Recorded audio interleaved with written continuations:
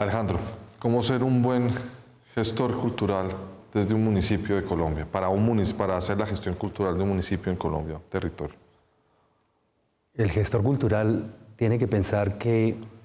lo público no es lo estatal. Algunos gestores creen que lo público se decide desde el Estado solamente, y no es así. Lo público se decide desde la actividad y la vida social, comunitaria,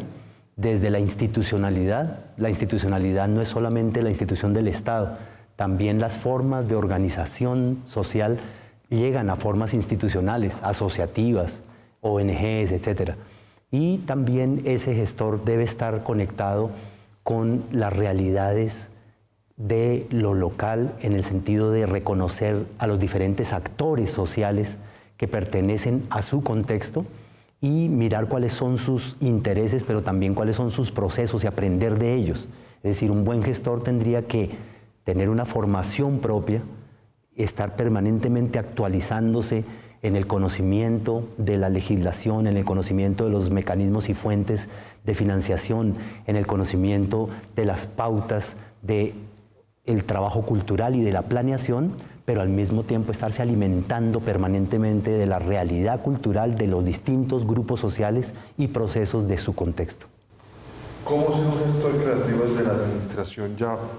precisamente pública? Sí, la creatividad del gestor fundamentalmente se desarrolla en la medida en que tenga proyectos propios, en primer lugar. Es decir, no pensar que el gestor es alguien sin proyecto. El gestor no es un actor, no es un activista vacío. El gestor tiene que tener intereses culturales, tiene que tener una actividad personal que le motive, que realmente le permita comprender un campo, realizarse en él, desarrollarlo, y eso lo hace a través de la gestión precisamente. Entonces la creatividad en principio es tener los propios proyectos y también las propias iniciativas, pero además aquellas que están en función de la construcción colectiva y no solamente de la construcción individual. Es decir, la creatividad estaría en poder participar con su propia iniciativa, su propia imaginación y su formación, su capacidad, pero también tener la capacidad de aprender de otros, es decir, de escuchar, de identificar, de valorar y al mismo tiempo de tomar posturas críticas. La creatividad y la crítica van juntas. Siempre se es creativo en la medida en que también se es capaz de ser crítico de sí mismo y crítico de los procesos que reconocemos en un proyecto o en un medio de trabajo. Muy bien. Le damos 5 ejemplos o 6, los que quieras, muy precisos, de buenas gestiones y prácticas de secretarios de cultura, de coordinadores de cultura, de encargados de proyectos culturales de la institucionalidad pública, mandos medios, que hayan logrado resultados desde su gestión, y describir el proceso y sobre todo qué fue lo que hizo exitoso ese proceso. Si miramos la realidad regional del país, podemos reconocer procesos muy destacados, muy logrados, no solo individual, sino también institucionalmente. Por ejemplo, empecemos con el eje cafetero y toda la región de Antioquia, Caldas, Risaralda, Quindío. Esta región, y especialmente en el departamento de Risaralda, ha sido en el campo musical en particular muy exitosa porque logró articular las prácticas y los procesos de trabajo del sector musical independiente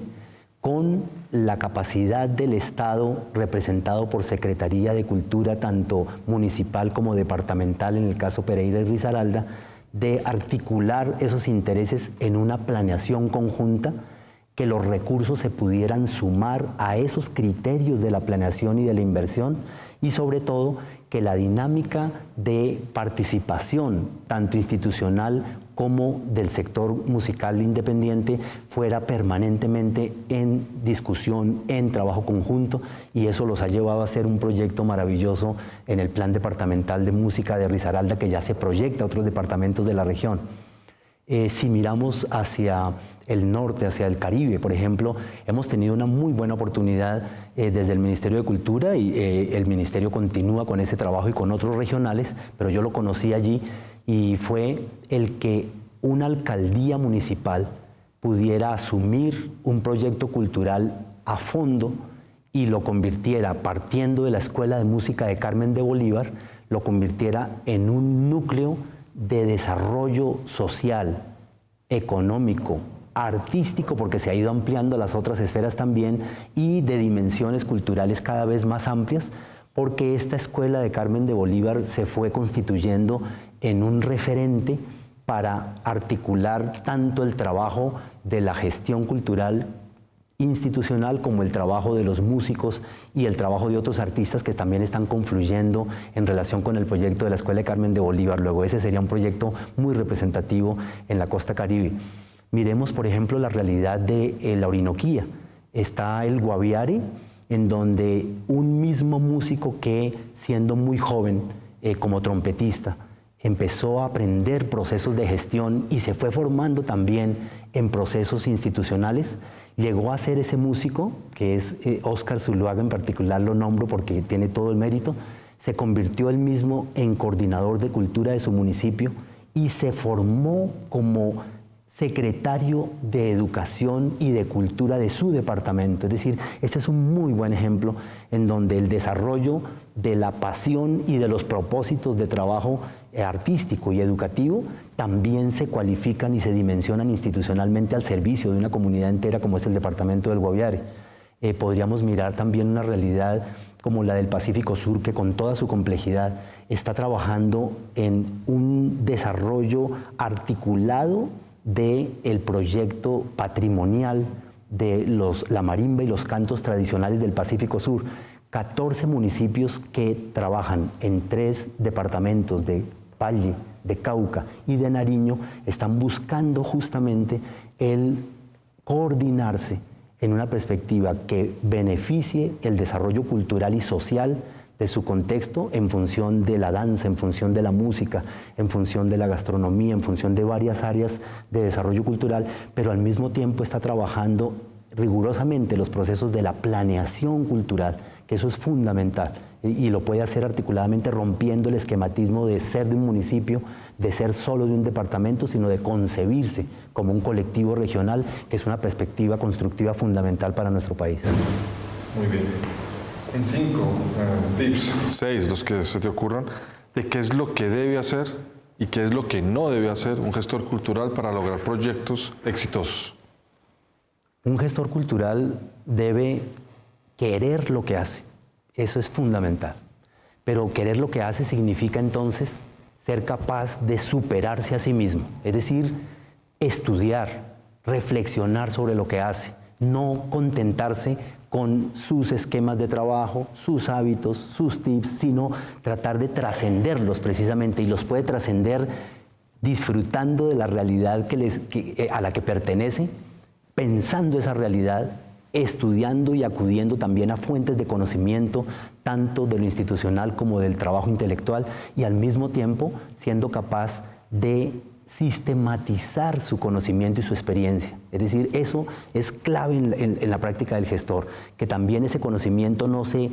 desgaste, no se pierda, sino que el conocimiento individual y colectivo vayan estructurándose en experiencia, en memoria, en documento, y que lo pueda socializar con otros. Obviamente un gestor cultural, como lo hemos dicho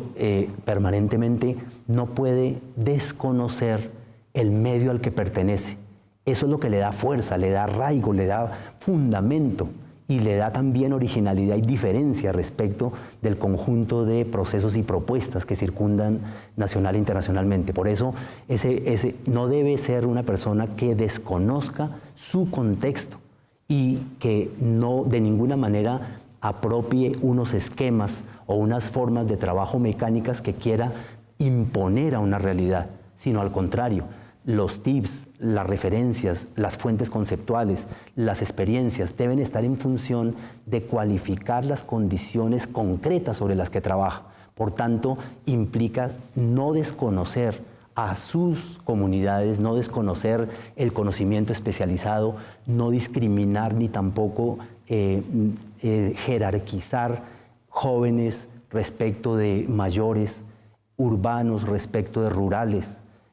académicos respecto de empíricos. Todo lo contrario, ser capaz de respetar esa diversidad y de valorar sus diferencias y su peso específico, pero también de ponerlas en común. Por tanto, ese gestor Estamos hablando de la supermujer del superhombre, pero en realidad tiene que ver mucho con eso, con estar abierto, con estar creativo, con estar dispuesto y no con anquilosarse, esquematizarse y volverse un actor que impone criterios sobre su propio medio y sobre su grupo de trabajo colectivo.